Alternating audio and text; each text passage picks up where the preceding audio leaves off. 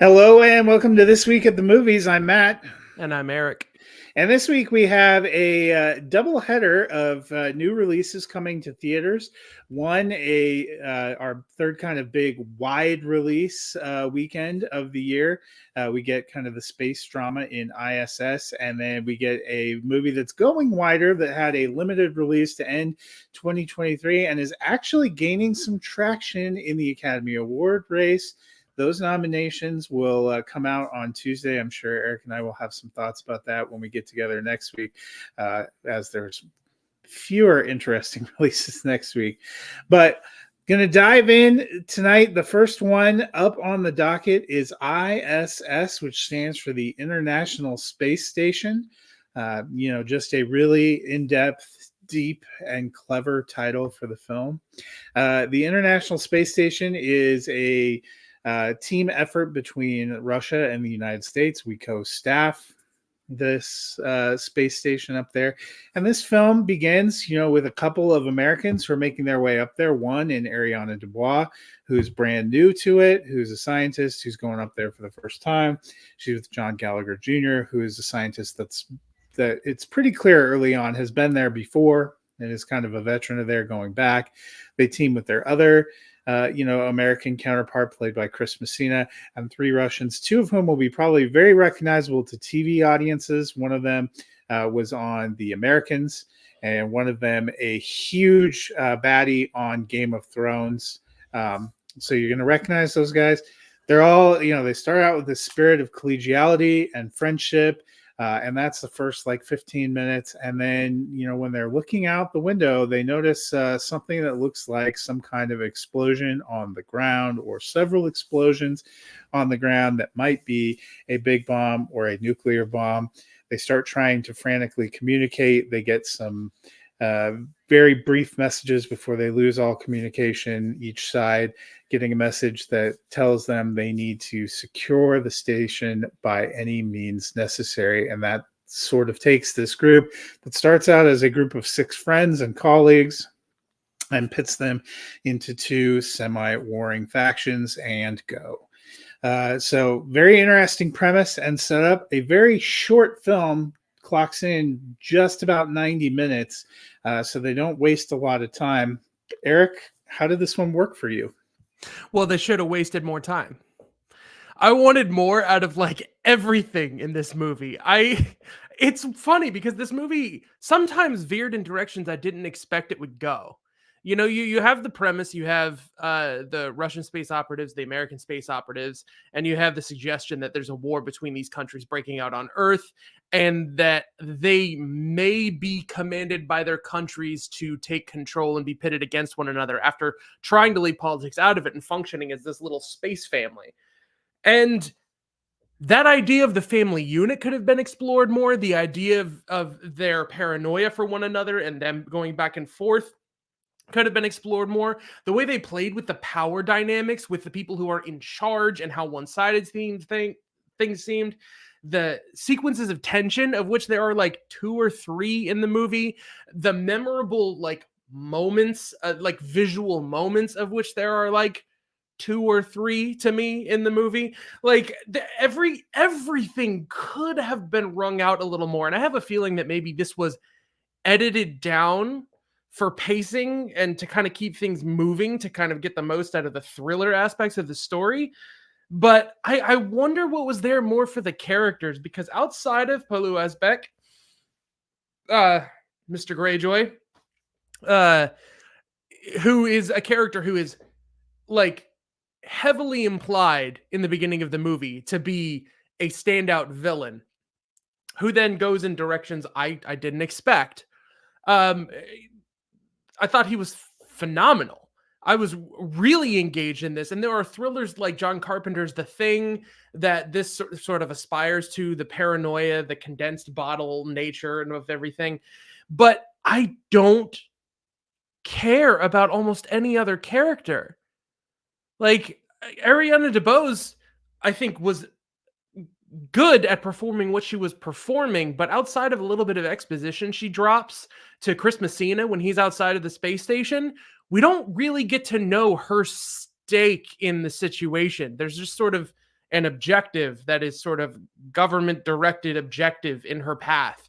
And so she's sort of a good person would want to do good thing. Like that's the depth of her character.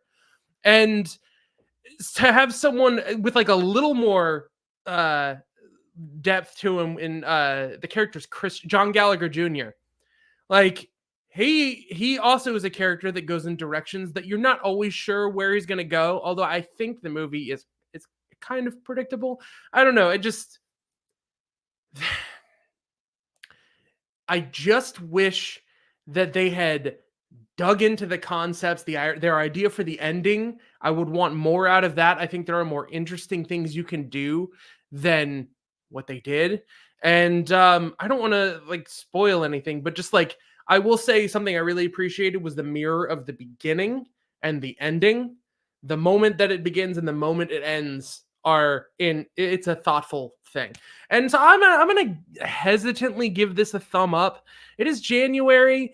I am very I really gets under my skin when a movie shows it has potential and then wastes it. But this was not bad. There is a lot of like talent, there's a lot of thoughtfulness, and like when does the camera pretend to be floating in space with them versus locked down? Like there's just enough that they really wanted to put together a 90-minute thrill ride for you to go on and enjoy it. So yeah, one thumb. Yeah, I'm also giving it one mild thumbs up. I agree with you. It wasn't bad, but it wasn't good either. Um, I don't mind at the beginning. You don't really mind the we're kind of trapped and we end up pitted against each other. In some ways, that idea sort of reminds me of Crimson Tide. In that case, you're all on the same team, but it's this idea that you don't really know if there's a nuclear war happening. You don't know what's happening. The communication got cut off, and you're trying to decide a way forward. And there were elements of that here. They both get the same message, Chris Messina and Costa Ronan, who is the Russian commander. But I'm with you. They don't do quite enough to establish the relationships. The Russian female played by Maria Mashkova, you kind of get a few glimpses. There might be something going on with Chris Messina's character, and then it becomes a little bit more clear they're in a relationship. They didn't really do enough to define that and to explain why she might turn on why she might choose him over a countryman. I saw one cast listing for this that suggested that Pillow Asbeck and Costa Ronan's characters have the same last name. I know they call each other like brother, but I thought that meant like in the Russian sense of, we have a brothership. Are they supposed to be actual brothers? Because that I don't remember them ever touching on that. But I got that hint right when she, spoiler alert, is incapacitated. I'll just say he's like crying over her, and I remember them saying like brother, sister, and I'm like, wait, what the heck? Did they go through like the space program together? Like, what are they trying to say? I don't. Yeah, and it's on when you look it up. I think it's on Internet Movie Database is where I saw it. Of course, they don't make it easy, but I don't remember them actually mentioning that, and that would have changed to me some of the decision making that you see Pillow Asbeck's character do if they're supposed to be actual brothers. But yeah, the listing here has Costa Ronan as Nikolai Pulov and Pillow Asbeck as Alexei Pulov. Yeah. Which to me, I'm like, were they supposed to be like, I know he says you're my brother, but I thought, in the context of where they're saying that, you can't, especially a cultural, military background like that, I didn't ever take it to be literal brother. And then when I'm looking it up, I'm like, oh, is it supposed to be? And does that mean that he decided to actually like go against his literal brother and follow his conscience? The twists and turns of the characters were fine, but you mentioned the ending. That was something that was a touch troubling to me. There are like 3 or 4 fade to blacks down the stretch, which I thought were going to be the ending. And if you're going to have an amorphous, we're not going to provide you any answers ending, I would have wanted something different than what they actually went to, because we never actually get a resolution of what happened on the ground, what's the state of things on the ground, what is going on in the world, which is fine if you're going to decide that this movie is detached from that. But then you need like I'm not one of those people that if we don't have a concrete resolution to everything, I disregard a movie, because if that's how you're going to be, you kind of have to let a lot of movies go. So I'm okay that they decided this wasn't going to be fully resolved, but they went too weird in their not fully resolving it to then swinging back to me saying, okay, then I actually do need you to answer at least some question. Yeah, Like if because they've decided they're going back, what are they going back to? And then now willfully just deciding that, and I'm sorry if you haven't seen the movie, them willfully deciding we're going to go back, but we don't know where we're going to land and we don't know what's happening and we're okay with that. right. What? No, After all you that's the problem I have, is it makes the highest likelihood is that they died. Because the suggestion is that the governments aren't necessarily organized enough. They're in the middle of nuclear war. They're not going to be like, the pod, like, where did it land? Let's investigate it and and we're hope just going to everything. leave like all of our dead friends up there. And Yeah, it's one thing when you get part of the peril too that comes up in the middle is the space station is sinking, and then when they can't get a hold of the ground, is it going to fall out of orbit and crash into the earth? And that almost might have been, didn't do no anything. offense, a more interesting ending than, hey, the ground finally responds, sees your emergency message, lifts you up, asks for a status report, and you just decide you're going to float back and hope you land in Tahiti. I mean, that was what I could take away from the ending. So, I mean, it's a mild thumbs up. It sounds like we're ripping on it more than it's just. I'm with you. I probably wouldn't have these many comments if I didn't think there was potential that they just sort of missed in the execution of the film. It was a clever idea. It had some good moments. I like the short nature. I like the tension they built. I like the cast they assembled. I'm okay if you don't want to explain what's happening up to a point. So I don't know if you have any other.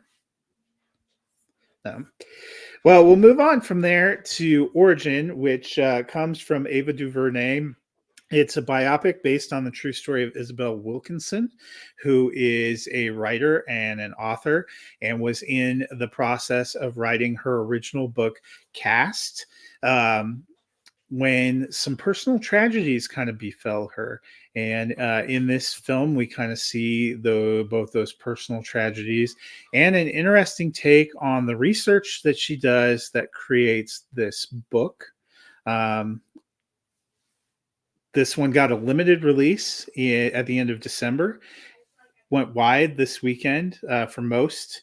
One of those movies that we're finally playing catch up with. If I.S.S. had potential and left you with questions, this one for me was more like an emotional hammer. And I will just say I'm giving it a strong thumbs up. This is a movie I actually saw in December on a screener, and I hadn't heard much about it. And I was like, well, I need to get this one in. And my wife came home and found me crying in the dark. So it's kind of that emotional hammer of a movie, and apparently it's a movie that's now gaining some traction. It had just really late release, and there are some people that think it could end up being a surprise, like 9th or 10th selection in the Best Picture field when those get announced on Tuesday. I really liked it. I toyed at times with whether it was going to make my kind of year end list. It's a movie that I've probably felt more strongly about the more that I've sat with it. Eric, you have not had 4 or 5 weeks to sit with it, but how did this one hit you? There are some movies that I dread going to see because of assuming that they are going to fall flat entertainment wise. And there's some movies that I dread going to see because I know the emotional toll that it's going to take. And I was not wrong. I did not dread watching this though. It broke my brain. And I feel like a subtitle for this movie could be "Racism is not the whole truth." And I love stories that tackle issues and then present a path forward.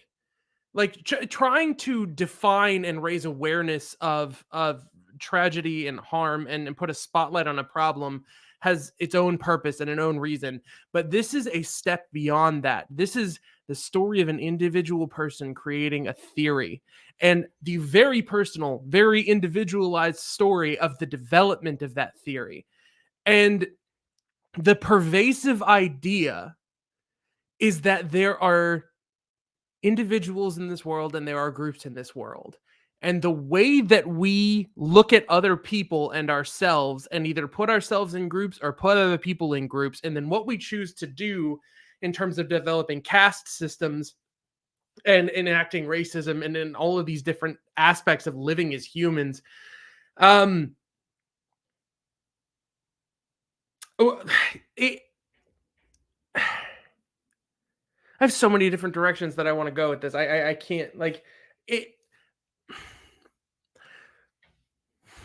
Well, there's a group for me of films too that are about journalism and storytelling that this falls into that I really enjoyed. I liked Anjanae Ellis Taylor, who plays Isabel Wilkinson. John Bernthal, who plays her husband in this movie, was great.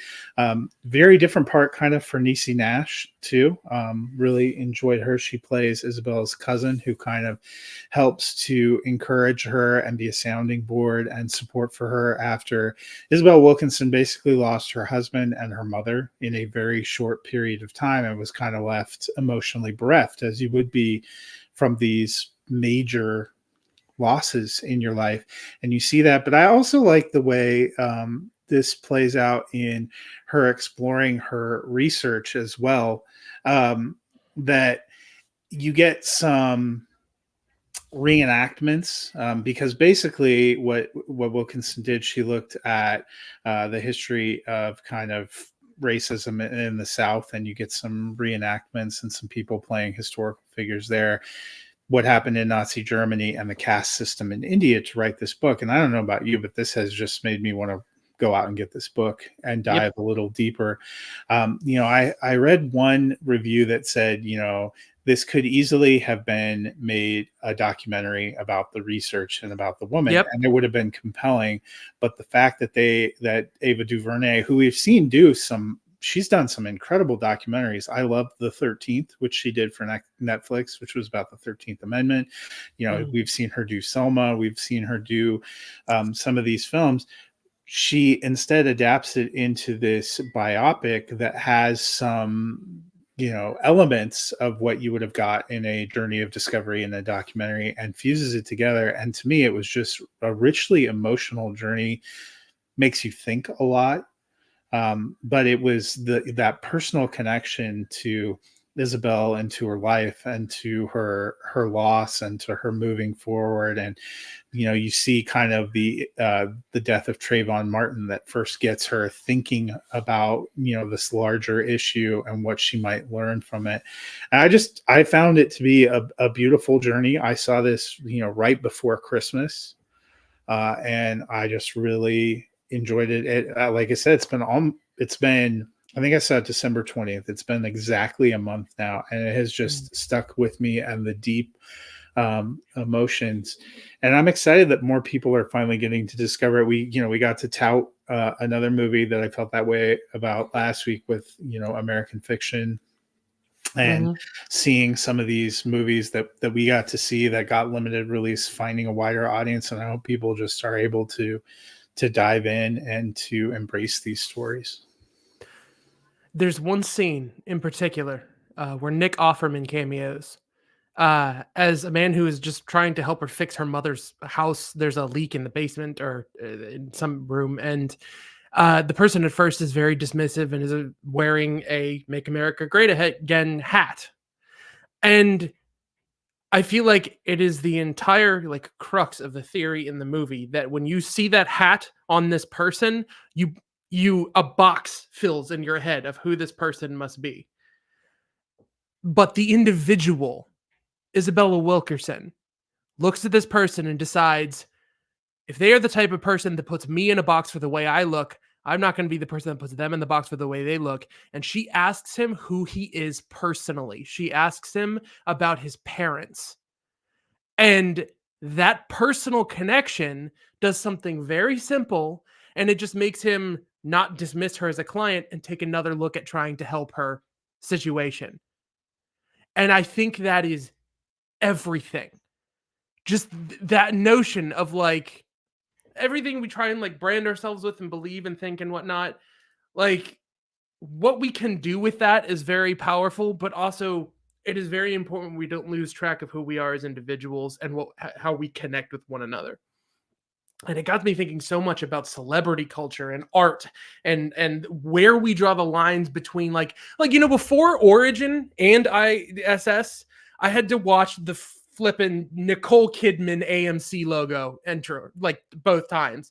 And before watching Origin, I was like, oh, Aren't they getting that rid of that? You should start savoring that Nicole Kidman ad. okay, so here's the thing. I realized I have no idea as a celebrity who Nicole Kidman as a person. The celebrities that I like are people Heath Ledger, Ethan Hawke, over time, like Matthew McConaughey, different people. The people who open up about being humans who are trapped in the celebrity system and you get to know who they are personally are the people that I tend to like. And the people who live up to a brand and you only see them for the brand they're sold for are the people who feel disingenuous and get like this reactionary kind of thing. It's so weird to just look at everything and think, well, this is where I dehumanize someone and this is where I see them as a human. And to think about the way I look at the world and the way other people look at each other, like I'm pretty sure this is going to color the way that I think about things that happen at least this entire year. Like this is a hard 2 thumbs up for me. So yeah. Well, and just the way they put a personal story in each of the, I know there were some people I've seen who didn't really enjoy the little sub stories that they were telling, the reenactments, but I thought that was kind of a brilliant way of putting like a human face on it. And some of those were very surprising, like the German story. Finn Wittrock and Victoria Pedretti are two very recognizable actors, and they are never once allowed to give dialogue in English. And it's just like completely surprising, but you're totally sucked in and bought into the emotions of that.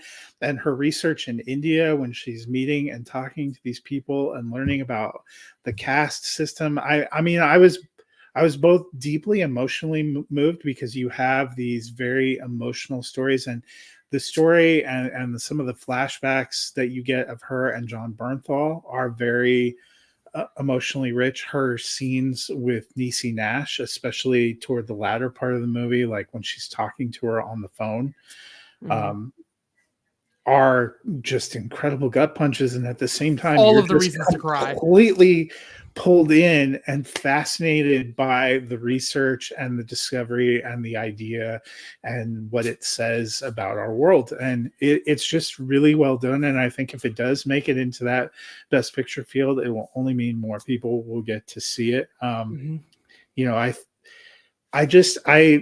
kind of wish they had a better marketing campaign for this film. Like I've seen even a bigger marketing push for American Fiction, a movie that I thought was criminally underrated for a while, but it just hasn't gotten, I just don't see a lot of people talking about it. It's not even though it went wide on Friday, it's not everywhere.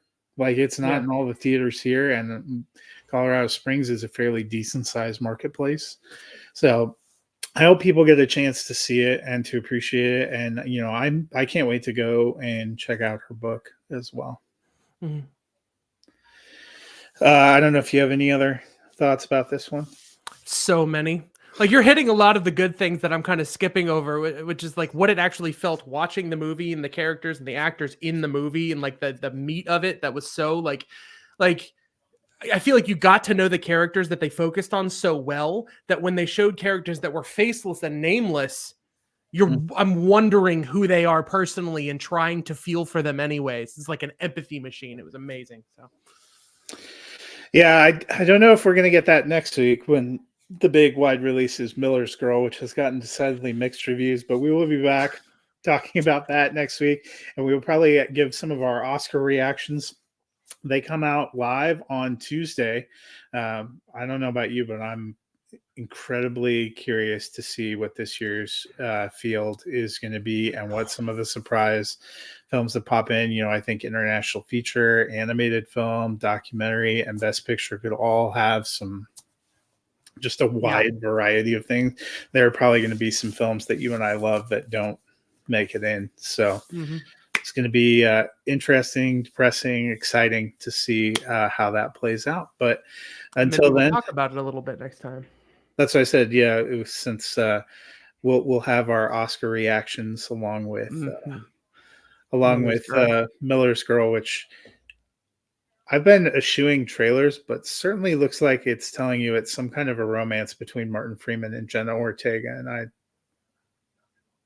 have thoughts. Mm. I guess we'll see how it plays out. Either way, it's only 93 minutes. Awesome. Starting off on a good note. There are some big releases too that will be coming in February, so that will be fun to look out for too. Excited about what we're getting this year. It's January. Sometimes you get some dreadful new releases. You missed out on Night Swim, which made Mithrigan look like an Which I Academy Award winning film. Yeah, I think that's why I've given more 2 thumbs up this year. I think you have been like broken a little bit. I, No, I cer- know you're I you have certainly a high was, bar. but I finished Monarch, so Wyatt Russell kind of redeemed himself for me. So Oh, nice. So, and I can't. March, that end of March, we get Ghostbusters and Godzilla X Kong in the same day. Yeah, again, the most mid weekend of the year is my prediction. Like that is going to be the most heavily thumbs neutral. Like Look, I'm just saying, like the real life advertisement that Ghostbusters Frozen Empire provided last week by freezing most of the country into a hard freeze with a polar plunge nah. was not necessary. Guerrilla marketing. And with that, we will bid you a fond farewell. And until then, we'll see you at the movies. Go Buffalo Bills.